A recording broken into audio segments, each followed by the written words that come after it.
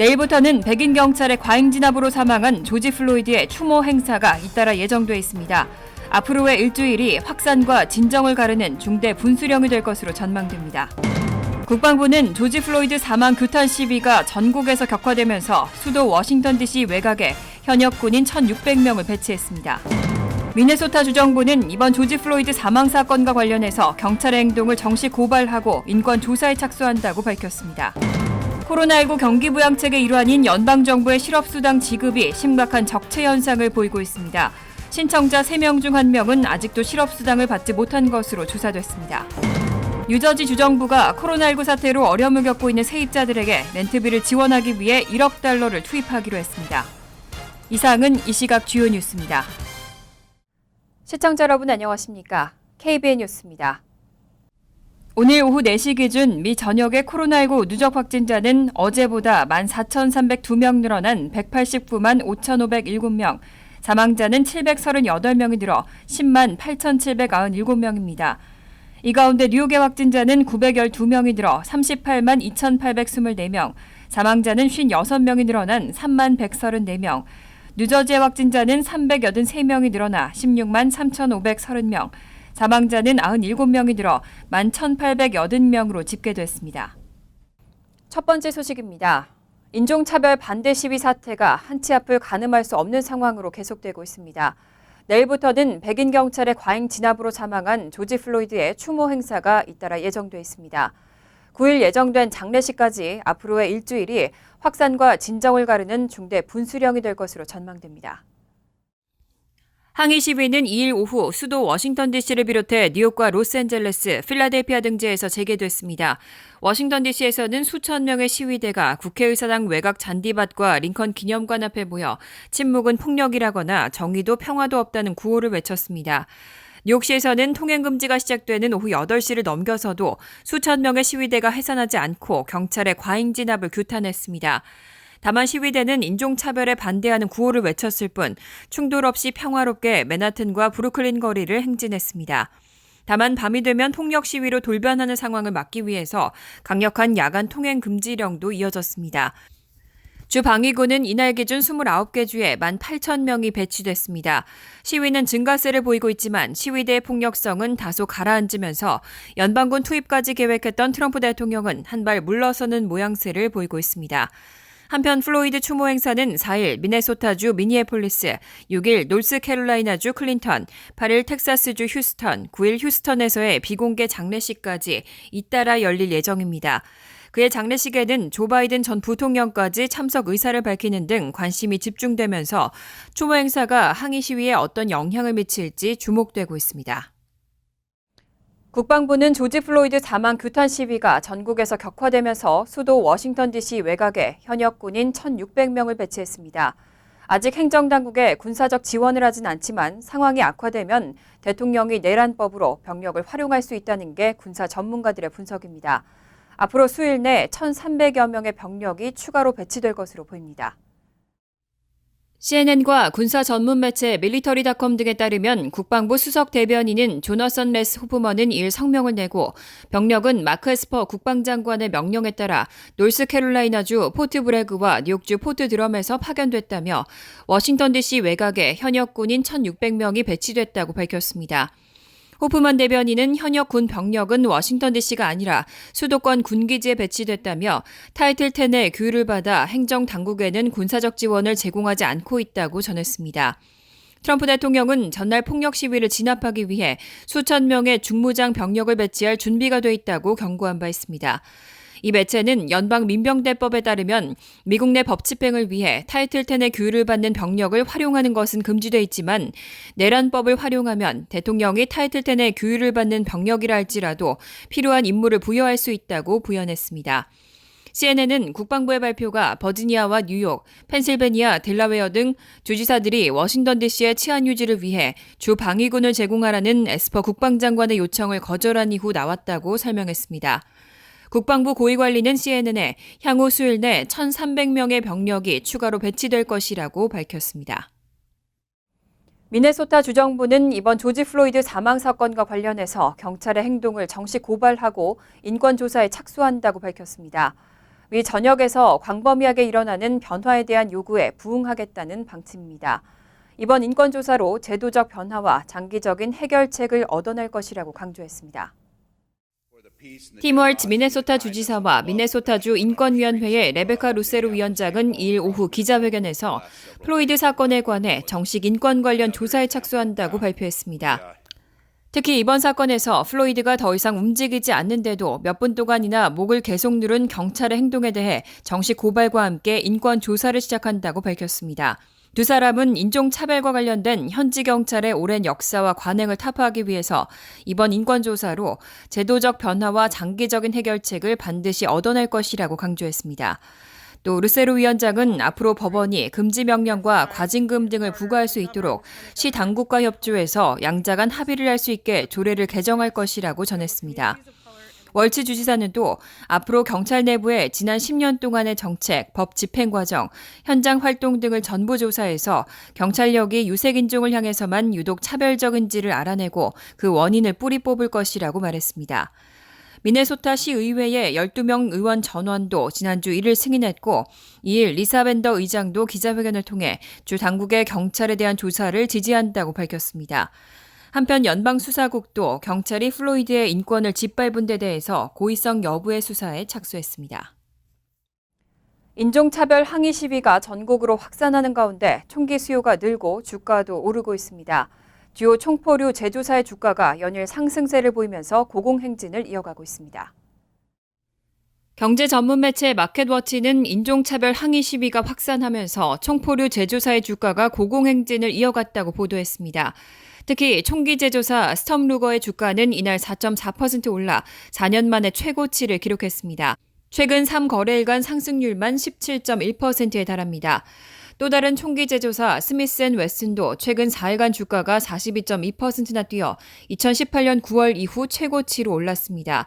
탄약 제조사인 비스타 아웃도어는 8일 연속 오름세를 이어 올해 들어 53.2%의 상승률을 보였습니다. 통상 총기 제조사의 주가는 정부 당국의 규제 영향을 크게 받는데 정부 규제가 강화될 조짐이 보이면 총기 판매가 증가하면서 주가가 오릅니다. 이에 따라 총기 보유 옹호론자인 트럼프 대통령 취임 후에는 총기 수요와 총기 제조사의 주가가 대체로 하락했지만 올해 들어 상황이 바뀌었습니다. 코로나19 확산으로 불안감이 커지고 총기 수요도 늘었습니다. 특히 백인 경찰의 가혹행위로 흑인 남성이 사망한 사건을 계기로 미 전역에서 시위 사태가 발생하자 총기 제조사는 한층 더 주목을 받고 있습니다. 실제 총기류를 사기 위해 거쳐야 하는 신원 조회 건수는 올해 들어 급증세를 보이면서 지난달 300만 건을 돌파했습니다. 대규모 시위에 사람들이 몰리면서 코로나19 재확산 우려는 점점 더 커지고 있습니다. 미국 50개 주는 5월 말부터 모두 부분적 경제활동을 재개한 상태입니다. 보건당국자들은 새로운 집단 감염이나 발병이 나타날 가능성이 크다고 우려하고 있습니다.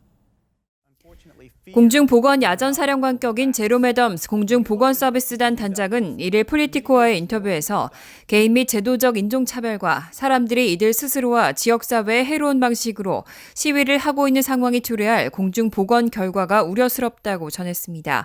그는 병이 퍼지는 방식을 고려할 때 새로운 집단 감염이나 발병이 나타날 것이라고 예상할 만한 모든 이유가 있다며 사람들의 분노를 이해하지만 의미 있는 단계로 이어나갈 수 있도록 도울 방법을 찾길 바란다고 강조했습니다. 최근 전국적으로 번지고 있는 시위에 사람들이 대거 몰리면서 코로나19가 다시 퍼질 것이라는 경계감도 높아지고 있습니다. 미국 50개 주는 5월 말부터 모두 부분적 경제활동을 재개한 상태입니다. 팀 월츠 미네소타 주지사는 CNN에서 슈퍼 전파자가 우려된다며 코로나19 사례 급증이 불가피하다고 우려했습니다. 앤드류 쿠오모 뉴욕 주지사는 표현을 하고 시위할 권리는 있지만 다른 사람을 감염시키고 공중보건을 저해할 권리는 없다면서 시위대에 마스크 착용을 당부했습니다. 세계 곳곳에서 코로나19 백신과 치료제 개발을 위한 연구를 진행하고 있습니다. 코로나19가 영원히 사라지지 않을 수도 있다는 전망이 나오면서 백신 개발의 중요성이 더 커졌는데요. 그런데 앤서니 파우치 국립알레르기 전염병 연구소 소장은 코로나19 백신이 개발되더라도 면역력은 3에서 6개월 정도에 그칠 수도 있다는 입장을 밝혔습니다. 백악관 코로나19 태스크포스 주요 인사인 앤서니 파우치 소장은 2일 미국 의사협회지와의 인터뷰에서 백신으로 생성된 면역력이 오래 지속되지 않을지도 모른다며 문헌들을 살펴보면 코로나19에 대해 기대할 수 있는 면역력은 3에서 6개월 정도로 1년을 넘지 못한다고 밝혔습니다. 국립보건원은 바이오기업 모더나와 코로나19 백신 개발을 추진 중이고 지난주에는 600명을 대상으로 2단계 임상시험에 돌입했습니다. 파우치 소장은 오는 7월에는 모더나가 3만 명을 대상으로 3단계 임상시험을 실시할 것이라고 밝히고 현재 4개의 각기 다른 임상시험이 진행되고 있다고 설명했습니다. 파우치 소장은 과학자들이 효과적인 백신을 개발할지에 대해 다소 긍정적으로 생각하고 있다면서도 백신이 통하는지 확인하기 위해서는 수개월이 걸릴 수도 있다고 전했습니다. 관리들과 과학자들은 내년 상반기에는 코로나19 백신이 본격적으로 공급될 것으로 기대하고 있습니다. 연방정부는 코로나19 사태로 직업을 잃은 실업자들을 위해서 매주 $600씩의 실업수당을 지급하고 있습니다. 그런데 이 실업수당 지급이 심각한 적체 현상을 보이고 있습니다. 신청자 가운데 3분의 1은 아직도 수당을 받지 못한 것으로 나타났습니다. 블룸버그 통신은 2일 재무부 등 유관 부서들의 발표 자료를 토대로 지난 3개월 동안 각 주에서 실업수당을 신청한 4천만 명 이상의 실업자 가운데 평균 3명 중 1명은 아직까지 연방 실업수당을 받지 못하고 있다고 보도했습니다. 통신은 4천만 명이 넘는 실업자가 정상적으로 매주 $600씩 연방 실업수당을 받았다면 재무부가 $2,140억 달러를 지출했어야 맞지만 현재 $1,460억 달러 정도만 소진된 상태라고 전했습니다. 연방정부는 코로나19 사태가 일어난 뒤 실업자가 새로운 직업을 찾기 어렵고 자가 격리를 유지해야 하는 경우 7월 말까지 매주 $600씩을 지급하기로 했습니다. 하지만 연방 실업수당은 주정부에서 지급하는 실업수당과 연동돼 있어 각 주정부가 정한 자격 조건을 갖추고 심의를 통과해야만 받을 수 있습니다.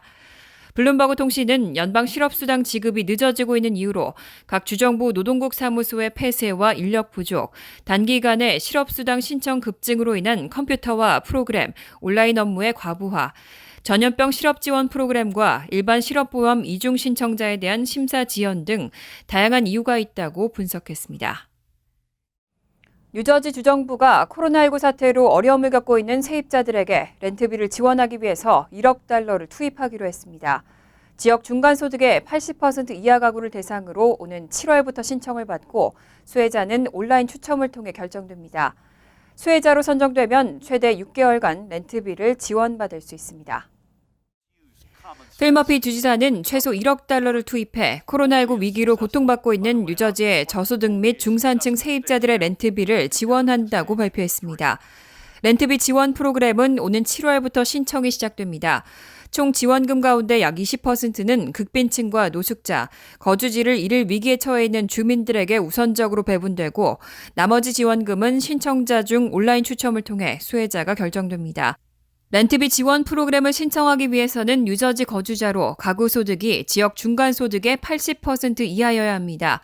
버겐 카운티의 경우는 4인 가족 기준 연소득이 $78,500 이하여야 하고 3월 9일 이후로 실직 또는 근로시간이 줄었거나 학교 및 보육원 폐쇄로 자녀를 돌보기 위해 무급휴직 등등 코로나19로 인해 타격을 입었다는 것을 증명해야 합니다. 수혜자로 선정되면 최대 6개월간 렌트비를 보조받게 됩니다. 세부적으로는 소득의 30%를 렌트비로 내야 하고 나머지 렌트비는 주정부에서 보조합니다. 주정부는 오는 15일 세부 내용을 정리한 웹사이트를 개설할 계획입니다.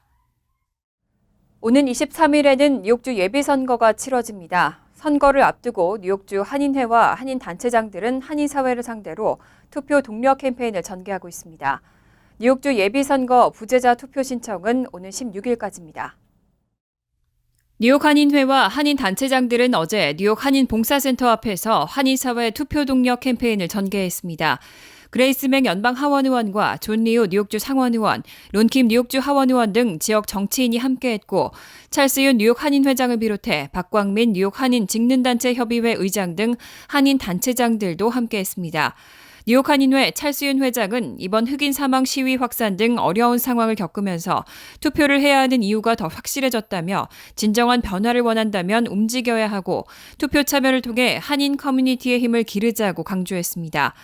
그레이스맹 의원 역시 코로나19로 커뮤니티에 더 많은 자원이 필요하다는 것을 알았다며 커뮤니티가 당면한 문제를 해결하기 위해서 목소리를 내고 투표에 참여해달라고 당부했습니다. 뉴욕주 예비선거 부재자 투표 신청은 오는 16일까지 우편과 이메일, 팩스로 할 수 있습니다. 또 시민참여센터와 민권센터, KCS, 뉴욕 한인봉사센터에 선거에 대해 문의할 수 있습니다.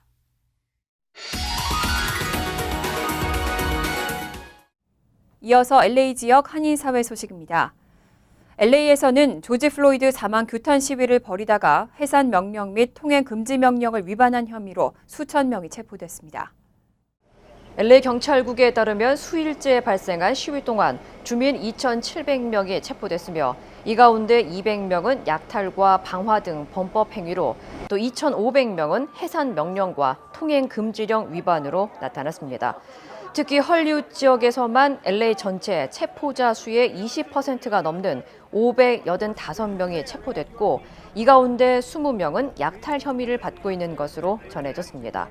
마이클 무어 LAPD 국장은 LA 경찰차 66대가 파손됐고 7대는 불에 탔으며 75만 달러 상당의 피해를 입었다고 밝혔습니다. 미 전역이 과격 시위로 몸살을 앓고 있습니다. 이런 혼란을 틈타서 업소에 침입해 물건을 약탈하는 절도범들이 기승을 부리고 있습니다. 한인 업소 다수도 피해를 입었습니다. LA 한인회에 따르면 어젯밤 사이 LA 한인타운의 스킨케어 샵을 비롯해 다운타운 지역의 커피숍, 사우스 LA 지역에 위치한 신발 가게 등 한인 업소 다수가 시설이 파손되고 물건을 도난당한 것으로 알려졌습니다. 특히 일각에서는 해당 업소들이 과격 시위가 벌어진 곳과는 다소 거리가 떨어져 있는 곳인 만큼 통행 금지령으로 사람이 없는 한산한 틈을 타 절도 행각을 벌인 것으로 보고 있습니다. 이와 관련해 LA 한인회는 재미해병전우회와 함께 한인사회 피해 현황을 파악하고 범죄 예방을 강화하기 위한 커뮤니티 비상순찰대를 운영하는 한편 피해를 입은 업소들의 뒷정리를 돕는 타운 클린업 봉사대를 조직해 한인 업소들의 빠른 비즈니스 재개를 도울 예정이라고 전했습니다. 간추린 소식입니다. 맨하탄에 위치한 한인 도매업체 파나리아사의 조양 회장이 지난달 31일 20일 희망재단에 $10,000를 기부했습니다. 조 회장은 $10,000 체크와 함께 보내온 서한에서 한양마트 한택선 회장님의 추천으로 체크를 보낸다며 좋은 일을 하고 있는 20일 희망재단에 도움이 되길 바란다고 밝혔습니다. 20일 희망재단은 조 회장이 본인의 사진이나 기금 전달 사실이 밝혀지는 것을 원하지 않았지만 한인사회에 나눔 문화가 더욱 확산되길 바라는 마음에서 양해를 구했다고 설명했습니다. 뉴욕주 차량국이 코로나19 여파로 중단했던 일부 민원 업무를 제한적으로 재개했습니다. DMV에 따르면 1일부터 상용 운전면허 도로주행 시험을 재개하고 대면 접촉이 없는 우편과 드랍박스, 온라인 등을 통한 일부 자동차 관련 민원 업무를 제한적으로 다시 시작했습니다. 상용 운전면허 도로주행 시험은 코로나19 여파로 취소됐던 응시자들을 대상으로 우선적으로 실시됩니다. 이일 뉴저지 주지사실은 오는 20일 영업 재개가 허용되는 개인 관리업소 가운데 네일살롱은 포함되지 않는다고 밝혔습니다. 22일부터 영업 재개 허용이 확인된 개인 관리업소는 미장원과 이발소뿐입니다. 주지사실은 언제부터 네일살롱 영업 재개가 허용될지 구체적인 시점은 밝히지 않았습니다. 한인 3명이 뉴욕시 퀸즈 커뮤니티 보드 위원으로 발탁됐습니다. 샤론이 퀸즈 보로장 대행은 이를 앞으로 2년간 업무를 수행할 커뮤니티 보드 위원 339명의 명단을 발표했습니다. 발표된 명단에 따르면 한인으로는 에스더이, 존박 씨가 플러싱 베이사이드 등 지역의 커뮤니티 보드 7위원으로 원제이 씨가 우드사이드, 써니사이드 등 지역의 커뮤니티 보드 2위원으로 위촉됐습니다. 환율과 증권 소식입니다.